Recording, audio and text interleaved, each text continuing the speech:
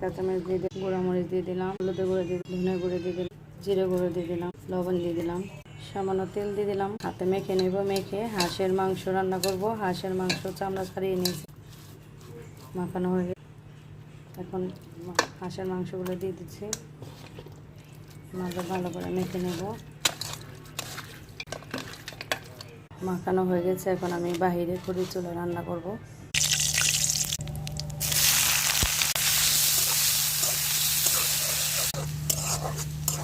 লাল করে তারপরে হাঁসের মাংসগুলো দিয়ে দেব। এখন দিয়ে দিলাম,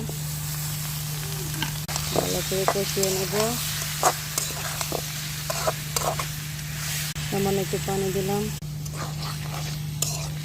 সামান্য আদা রসুন বাটা,